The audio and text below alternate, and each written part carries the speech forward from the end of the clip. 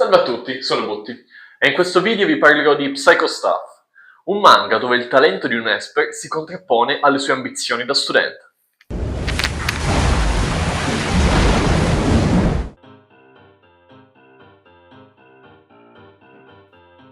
La storia di Psycho Staff inizia quando Sakurai Yumeko, un'aliena proveniente da questo pianeta difficilissimo da pronunciare, cerca di reclutare Higeo, uno studente all'ultimo anno di liceo, negli Space Esper Corps. Il pianeta Rolba è in guerra e ha assoluto bisogno dei poteri Esper per avere una qualunque possibilità di vittoria. Il conflitto tra i due protagonisti emerge sin dalle prime pagine del manga.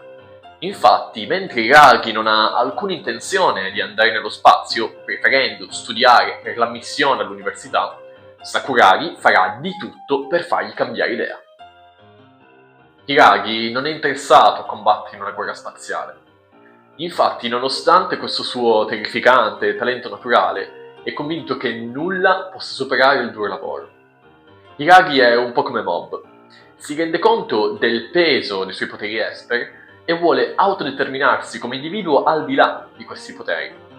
L'ammissione all'università, un obiettivo raggiungibile con le sue sole forze, ha molto più valore di qualunque fame e prestigio ottenibili in un pianeta alieno attraverso il proprio talento naturale.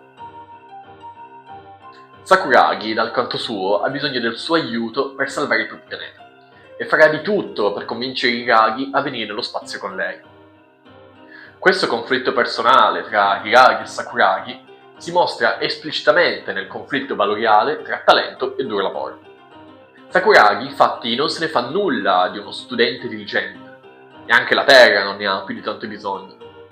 Invece, un esper potente come Hiragi potrebbe fare moltissimo. Potrebbe addirittura arrivare a salvare il pianeta Grolga. Questo pone un problema etico. Chi è dotato di un particolare talento è in obbligo di utilizzarlo per il bene comune? Oppure è lecito farne quello che si vuole? Insomma, è corretto quello che dice zio Ben. Dai grandi poteri derivano davvero grandi responsabilità? Se i miei grandi poteri, ottenuti geneticamente o mentalmente, non corrispondono ai miei desideri, cosa devo fare? Qui si entra nel campo dell'etica, dove deontologia e conseguenzialismo si scontrano. Il conseguenzialismo determina la correttezza di un'azione in base alle sue conseguenze, mentre la deontologia determina che un'azione sia scorretta o corretta in base all'azione in sé per sé. Userò come esempio il caso del trolley problem, in cui bisogna scegliere se proseguire dritti lasciando morire 5 persone sedute su un binario, oppure tirare una leva per ucciderne consapevolmente una.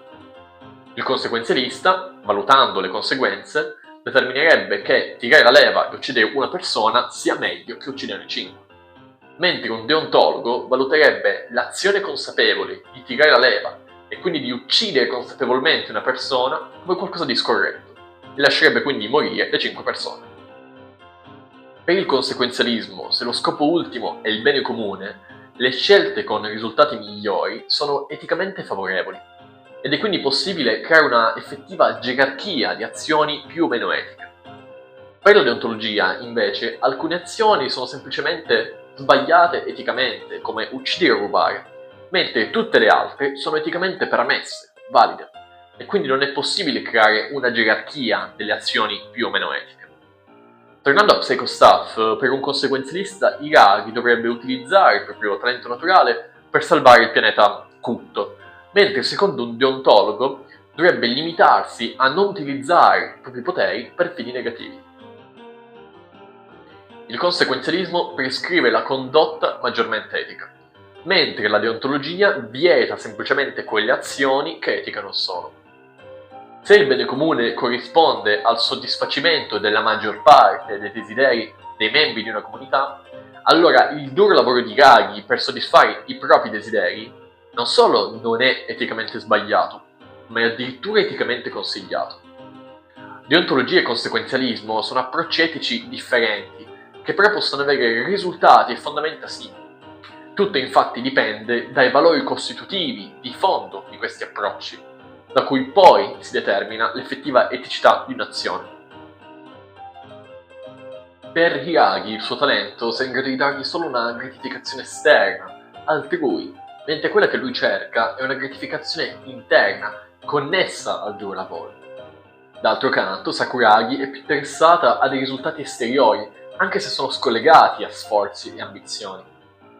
Insomma, qualcosa è bella, buona e giusta in sé per sé, o perché sono belle, buone e giuste le sue conseguenze. Quindi duro lavoro, gratificazione interna e deontologia, oppure talento, gratificazione esterna e conseguenzialismo. Questo è il dilemma posto da Psychostuff. E come al solito la soluzione starà nel giusto mezzo. Satoshi Mizukami scrive Psychostuff dopo Samidare. I due manga effettivamente un po' si somigliano. In entrambi un giovane studente ottiene dei poteri paranormali e una ragazza proveniente da un altro mondo cerca di reclutarli in una guerra. Tuttavia Psychostuff non funziona tanto bene quanto Samidare, evidentemente gli stessi editor della rivista se ne sono accorti. Infatti viene sospeso dopo appena 7 capitoli. Senza Midari, i temi affrontati come la crescita, l'amore e l'essere adulti sono affrontati indirettamente attraverso le azioni e i dialoghi dei personaggi. In Psychostuff essi vengono affrontati esplicitamente e resi l'effettivo fulcro del fumetto. Il conflitto fra talento e duro lavoro è al centro di ogni singolo capitolo del manga. Mizukami, nonostante la sospensione, riesce comunque a raccontare una storia breve ma coerente, che analizza i temi centrali con una certa profondità. E questo era tutto da Botti. Prima di concludere il video vorrei tirare un po' le fila del discorso. Hiragi e Sakuragi sono persone come tutte le altre, e nonostante i loro talenti naturali, hanno come obiettivo nella loro vita quello di essere soddisfatti di sé, e questa per loro la felicità. Ogni azione umana è egoista e ha come scopo, come fine, l'appagamento personale. Per fortuna però anche aiutare il prossimo è qualcosa che dona immensa gioia. E quindi nel nostro solipsismo non siamo poi così tanto soli. Come dice quel vecchio cuore di zio Ben, dai grandi poteri derivano grandi responsabilità, non obblighi.